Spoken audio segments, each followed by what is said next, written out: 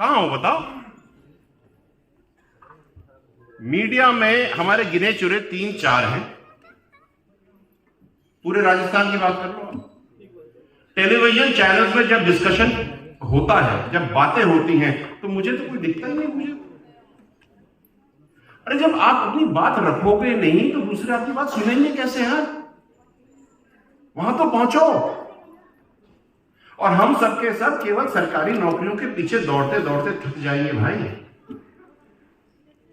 केवल सरकारी नौकरी ही सब कुछ नहीं है, बहुत कुछ है। परसों की बात बता रहा हूं, जब आए थे सब, हमने कहां गए, इनको कहा था कि यहां पे जयपुर में ऐसे गुजर लड़के भी हैं जो 90 लाख रुपए सालाना का पैकेज लेके चलते हैं, उनको भी तो बुलाओ, वो भी तो बताएं कि ऐसे भी हो सकता है।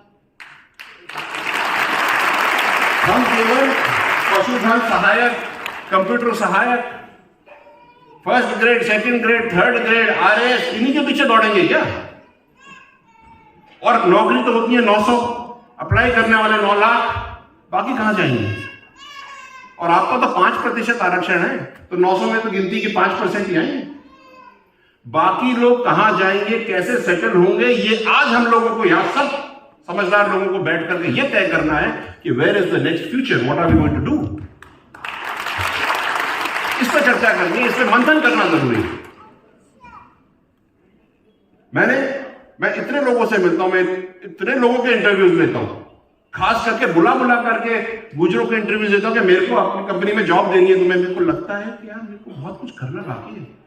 लोगों को डर है बात करने में, झिझक है। ये झिझक कैसे खत्म होगी?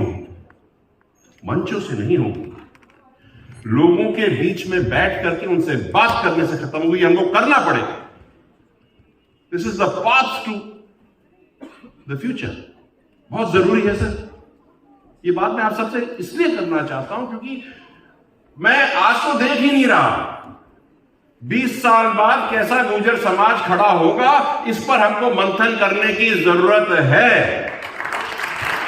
और ये राजनीतिक डिस्कशन नहीं है, ये एक सोशियो पॉलिटिकल डिस्कशन है। बिकॉज दोनों के दोनों मिलकर के जब काम करेंगे तभी तो 20 साल की प्लानिंग कर पाओगे, नहीं तो नहीं कर सकते। So we need to work on that. एक और विडंबना है जो मैंने देखी, पिछले 8-1 साल से मैं आप सबके साथ लगा हूं, और पिछले 5 साल से एक राजनीतिक तौर से भी पूरे एमबीसी समाज को संगठित करने का प्रयास चल रहा। हम लोग 200 में से 72 विधानसभाएं काबिज करते हैं साहब। आपकी 25 लोकसभाओं में से 12 लोकसभाएं आपके वोट के बिना जीत ही नहीं जा सकती। ये आपका दम है। और इस दम को देखते हुए मुझे इस बात की खुशी है कि मैं अभी फुलेरा गया था, तो जब मैं वापस आ रहा था तो दीवारों के ऊपर इस छाती फूल गई खुशी से कि उसमें लिखा था अंकित चेची लोकसभा जयपुर ग्रामीण। मजा आ गया था। अरे सपने तो देखो, पहुंचोगे तो तब, जब देखना तो शुरू करोगे। बहुत अच्छा लगा आप सबको, बहुत बहुत शुभकामनाएं। ऐसे 10 नाम और होने चाहिए। किसी भी पार्टी से आओ, कहीं से भी आओ, किसी गांव से आओ तो सही, आओ तो सही। और उसकी तो इच्छा हो गई आने की, हम मर कहां जाते हैं ये मैं आपको समझा।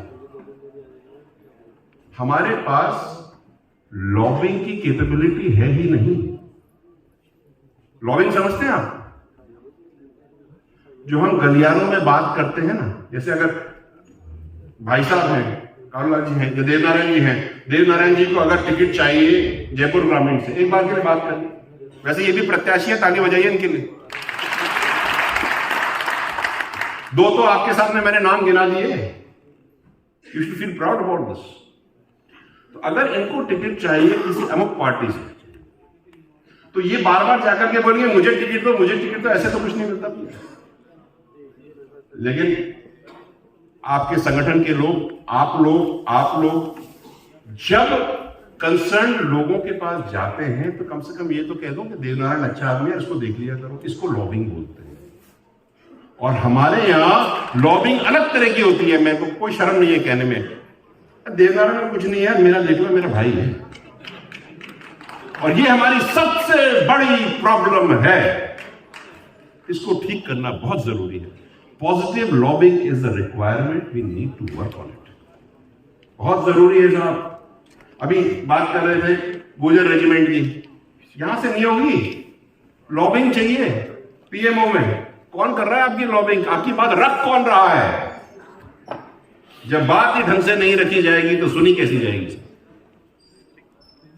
मेरी बात आप कान करिए, क्योंकि जब हम बात कर रहे हैं 20 साल के प्लान की, उसमें तो लॉबिंग की भी तो जरूरत पड़ेगी ना, अपने आप तो हो नहीं जाएगा। ये रेल की पटरियां थोड़ी कि जाके उचक के बैठ गए, ये प्लान है, फ्यूचर्स है, और इसके अंदर में हर एक संगठन को अपना दायित्व निभाना पड़ेगा, चाहे कोई कहीं से भी आए, चाहे भीलवाड़ा से आओ, चाहे जयपुर से आओ, चाहे अलवर से आओ, कहीं से आओ। और एक प्रश्न और है मेरा, जयपुर शहर में कितने गुजर रहते हैं साहब? कितने गुजर परिवार हैं? 20,000? 1 लाख? 1.5 लाख?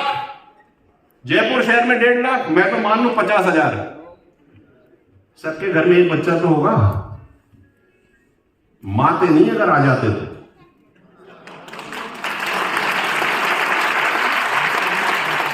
हम कौन सी क्रीड़ा गा रहे हैं और क्या क्या गाना गा रहे हैं भैया? मैं जब मेरे को कल रात को फोन आया, ये कहा कि साहब वहां जाते रहो, हल्का बोलना, देखो ठांसना मत किसी को। मैंने कहा मैं तो करता ही नहीं हूं यार ऐसे, मैं तो सच कहता हूं, बुरा लग जाता है। लेकिन मैं तो कहूंगा साहब बहुत प्यार से, विनम्रता से, कि अगर यहां पर 1.5 लाख लोग हैं तो 1.5 लाख होने चाहिए। गिनाने से होता है भैया, गिनती तभी होती है, ऐसे घर बैठे गिनती नहीं होती है। कोई नहीं गिन रहा, आपको कौन पूछ रहा है? कौन पूछ रहा है बताओ? कोई नहीं पूछ रहा था।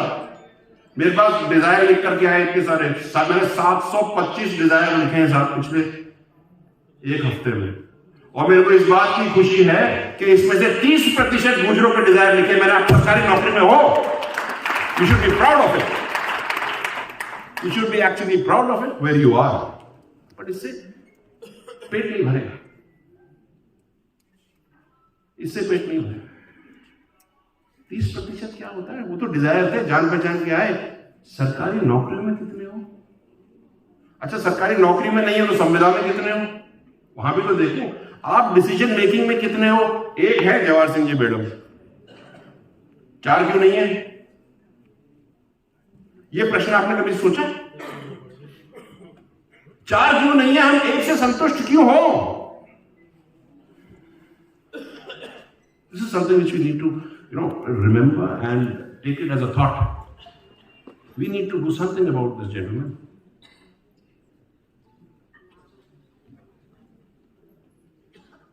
एक चीज चल रही है, शायद आपको डीएनटी के बारे में पता है?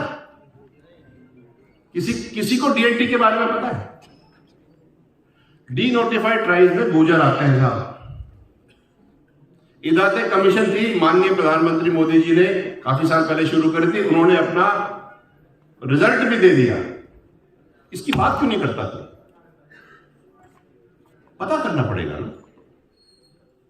और डी नोटिफाइड ट्राइब्स में गुजर भी आते हैं, गडरिया भी आते हैं, अपनी पूरी एपीसी समाज आती है। और इसकी खासियत यह है साहब कि जो भी स्कीम्स हमको मिल रही है एपीसी में तो मिल ही रही है, लेकिन सेंट्रल लेवल पे आपको अलग से स्कीम्स मिलती हैं। आपको बाहर जाकर के विदेश में पढ़ने के लिए सरकार पैसे देती है। आपको पता क्यों? और पता नहीं, ये विचारने की बात है कि नहीं? देखो मैं तो पूछ के और चूटी काट के जाऊंगा दादा, क्योंकि बस समाज में बैठे बात तो करनी पड़ेगी। हमें पता क्यों नहीं है, और जिनको पता है वो आपको पता क्यों नहीं है?